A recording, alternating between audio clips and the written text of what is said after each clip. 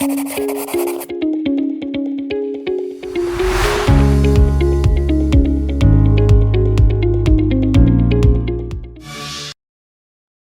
सरकार की कहानी के डिजिटल प्लेटफॉर्म पर एक बार फिर आपका स्वागत है। आज हमारे साथ मौजूद हैं डॉक्टर मयंक नकीपुरिया, जो एशियन विपन हॉस्पिटल में अपनी प्रैक्टिस करते हैं। आज हम उनसे जानेंगे कि जो दिमाग की बीमारियां हैं, नसों की बीमारियां हैं, उनसे कैसे बचा जा सकता है और कैसे उनका इलाज हो सकता है। डॉक्टर साहब, हमारे चैनल में आपका स्वागत है। धन्यवाद। डॉक्टर, सबसे पहले हमारे दर्शक आपका परिचय जानना चाहेंगे। जी, मैं डॉक्टर मयंक नकीपुरिया हूँ। मैं न्यूरोसर्जन हूँ यहाँ एशियन विवेकानंद हॉस्पिटल। यहाँ का बहुत पुराना हॉस्पिटल है कांट रोड मुरादाबाद में। तो हम यहाँ पे दिमाग और रीढ़ और नसों से रिलेटेड जो भी सारी समस्या है, सब में हम ट्रीटमेंट और उनसे बचने की सारी सुविधाएं हमारे यहाँ उपलब्ध हैं और हम उन सबका इलाज करते हैं। मैंने चेन्नई से अपनी पढ़ाई की है और उसके बाद में एम्स दिल्ली में और उसके बाद जीटीबी दिल्ली जैसे कई और बड़े अस्पतालों में मैंने काम किया है। और उसके बाद में जापान से भी मैंने फेलोशिप की है अपनी, ये ताकि कम छेद या छोटे चीरे से कैसे ऑपरेशन किया जा सकता है इनका, उसके बारे में मेरा विशेषज्ञ है। डॉक्टर साहब, रीढ़ की हड्डी का एक दर्द आम दर्द लोगों में होता है, तो उसमें थोड़ा सा भ्रम भी होता है कि रीढ़ की हड्डी का दर्द कैसे पैदा हो गया, तो उसके कैसे लक्षण है, उसको हम कैसे पहचाने। देखिए, रीढ़ की हड्डी का दर्द हम सब में बहुत आम है, पर अगर आप 20-30 साल पहले पूछते तो हमारे जो पूर्वज थे उनको इतनी तकलीफ नहीं होती थी। आजकल 25-30 साल के लड़कों को भी लड़कियों को भी रीढ़ की हड्डी में दर्द है। देखिए, समझना पड़ेगा इसका कारण क्या है कि पहले इंसान, हम जानवर थे, 4 पाँव पे चलते थे, हमारी रीढ़ की हड्डी ना जमीन से पैरेलल होती थी। अब क्या है, आदमी क्या है, खड़ा हो गया, तो खड़ा हो गया तो सारा वजन उसकी रीढ़ की हड्डी पे आ गया। पर हमारे पूर्वज क्या थे, बहुत एक्टिव थे, बहुत दूर दूर चलते थे, मोटरसाइकिल गाड़ियां नहीं होती थी, तो बहुत फिजिकली एक्टिव, पतले दुबले होते थे, तो उन्हें इतनी समस्या नहीं आती थी। पर जो हमारी जनरेशन है, हम बैठे रहते हैं, ऑफिस का काम ज्यादा होता है, तो फिजिकल एक्टिविटी कम होती है, तो इसलिए हमें ये सब दिक्कतें आनी शुरू होती हैं।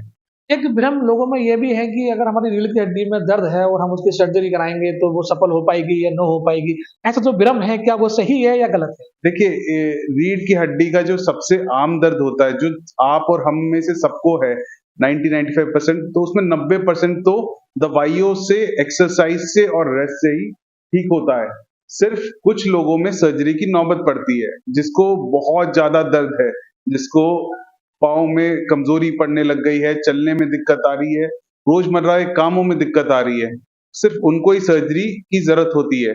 और जिनको सर्जरी की जरूरत होती है, उनमें सर्जरी एक बहुत ही सेफ ऑप्शन होता है। सर्जरी के कारण आजकल के आधुनिक तकनीकों से बहुत कम लोगों को परेशानी होती है। एक हमारे समाज में ना ये है कि रीढ़ की हड्डी का ऑपरेशन कराओगे तो बिल्कुल नहीं बचोगे। ये हम बिल्कुल नहीं मानते हैं।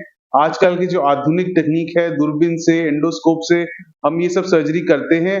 हमारा मरीज प्राय करके सेम दिन शाम को हम चलाते हैं और अगले दिन हम छुट्टी होती है। तो it's a very safe option, but फिर भी मैं कहना चाहूंगा कि 90% लोगों में दवाइयों और रेस्ट से ही आराम होता है। एक बीमारी पैरालिसिस होती है, जिसको आम भाषा में लकवा या फॉलिस कहा जाता है, तो उसके स्ट्रोक भी समय समय पर आते रहते हैं। तो उसका स्ट्रोक को हम कैसे बच सकते हैं और उसका सफल इलाज क्या है? देखिए, हम सब जानते हैं हार्ट अटैक, है ना? तो वैसे ही हार्ट अटैक जो होता है, वैसे ब्रेन अटैक होता है। तो ब्रेन अटैक को हम स्ट्रोक बोलते हैं। बेसिकली क्या है कि दिमाग की नस अगर ब्लॉक हो गई, जैसे हार्ट की नस ब्लॉक हो गई, हार्ट में आपको दर्द हुआ, अब डॉक्टर के पास आते हैं, आप एंजियोग्राफी कराते हैं। तो सिमिलरली दिमाग का जो स्ट्रोक है, उसमें भी दिमाग की नस ब्लॉक हो गई। और आजकल जो हमारे पास सुविधा है, और एशियन विवेकानंद में जो सुविधा है कि हमारे पास एक दवाई है जो कि अगर 4 से 5 घंटे के अंदर आप आ गए, तो हमने दे दी दवाई, तो आप बिल्कुल स्ट्रोक, आपका जो फालिश है वो चला जाएगा।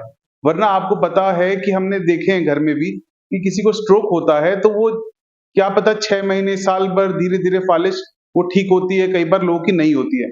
पर हमारे यहाँ जो सुविधा है कि अगर आपने समय पे आप आ गए हमारे पास, तो हम एक ऐसी दवाई होती है जिससे वो क्लॉट घोल पाते हैं, और वो घोलने से कई बार फालिश से आदमी बच सकता है। तो आजकल बहुत सारी आधुनिक तरीके हैं जिससे आप, अगर स्ट्रोक हो जाए और अगर आप समय पे हमारे पास आए, तो हम आपको ठीक कर सकते हैं। स्ट्रोक का सफल इलाज कोई नई विधि आपके पास आई हो जिसमें आपने प्रैक्टिस की हो, थोड़ा-सा बताएँ? जी, स्ट्रोक का जो नया इलाज है, जो लेटेस्ट डेवलपमेंट जो दुनिया भर में प्रैक्टिस किया जाता है, वो ये है कि अगर साढ़े 4 घंटे के अंदर आते हैं, तो हम एक इंजेक्शन देते हैं जिससे जो नस में क्लॉट बंद है, वो खुल सकता है। और दूसरी एक नई है जिसे एंजियोग्राफी होती है, जैसे हार्ट में भी अगर क्लॉट जम जाता है तो हम एंजियो करके देखते हैं और उसके बाद हम छल्ला डालते हैं। तो छल्ला डाल के वो खून फिर से बहने लगता है। वैसे दिमाग में भी अगर कोई क्लॉट फँसा है दिमाग के नसों में, तो वो अगर आप 6 से लेके 12 घंटे तक हमारे पास आते हैं, स्ट्रोक होने के बाद या फ़ालिज होने के बाद, तो हम उसको अंदर से एंजियोग्राफी करके हम निकाल सकते हैं। इसमें कोई चीर-फाड़ या बड़ा ऑपरेशन नहीं होता, ये नसों-नसों से ही अंदर से ही निकाल पाते हैं। ये ब्रेन एंजियोग्राफी कहाँ तक सफल है और क्या इसका ज़रूरी है? किन-किन मरीज़ों को ये करानी चाहिए? तो ब्रेन एंजियोग्राफी एक नया तकनीक है, नया तो नहीं है, काफ़ी साल पुराना है, पर मुरादाबाद में अभी काफ़ी नया है। तो हमने काफ़ी मरीज़ों का यहाँ पे विवेकानंद में किया है।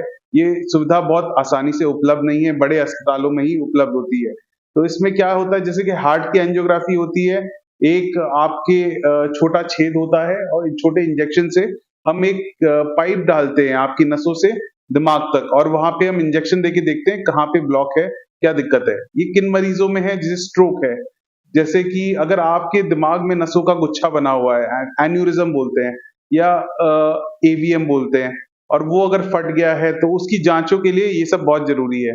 अगर आपकी गर्दन की नस ब्लॉक है तो उसको खोलने के लिए भी ये काम आती है। तो ये बहुत ही सेफ, एंजियोग्राफी बहुत सेफ होती है और मरीज उसमें जगा हुआ रहता है और बस दर्द भी नहीं होता है। तो एक आम समस्या लगभग देखी भी जाती है कि ब्रेन ट्यूमर, नसों में ट्यूमर हो गया, जी, तो इसको हम कैसे पहचानें और इसका सफल इलाज क्या है?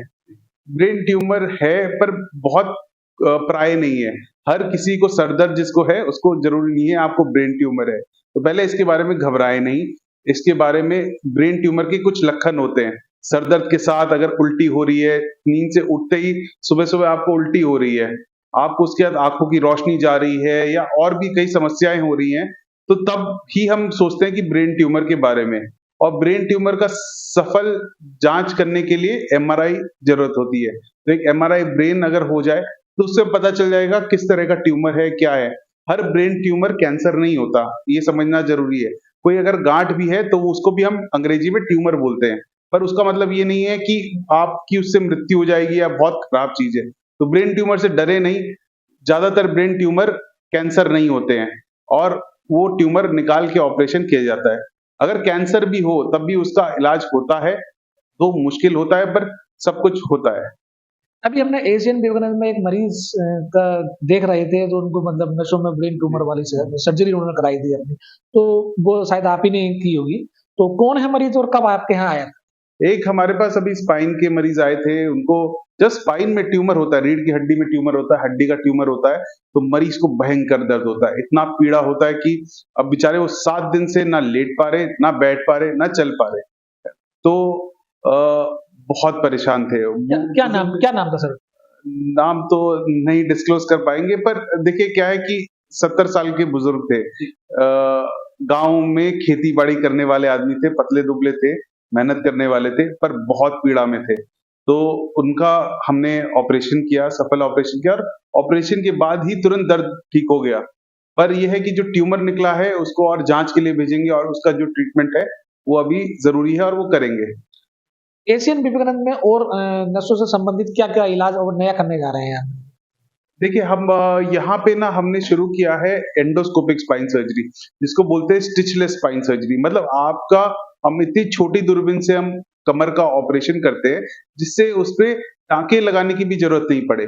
तो ये बहुत सफल उपाय है। और दूसरी बात है, हमारे पास जो सबसे अच्छा है विवेकानंद हॉस्पिटल के पास, मैं अपनी बड़ाई नहीं करना चाहूंगा, बट हमारी जो टीम है बहुत अच्छी है। तो हमारे पास जो एनेस्थेटिस्ट है बहुत अच्छे हैं, हमारे पास जो आईसीयू के डॉक्टर्स हैं, जो स्टाफ है, वो सब बहुत बढ़िया है। तो एक अच्छे चिकित्सा के लिए सिर्फ सर्जन का ही काम नहीं होता है, पूरी टीम की जरूरत होती है।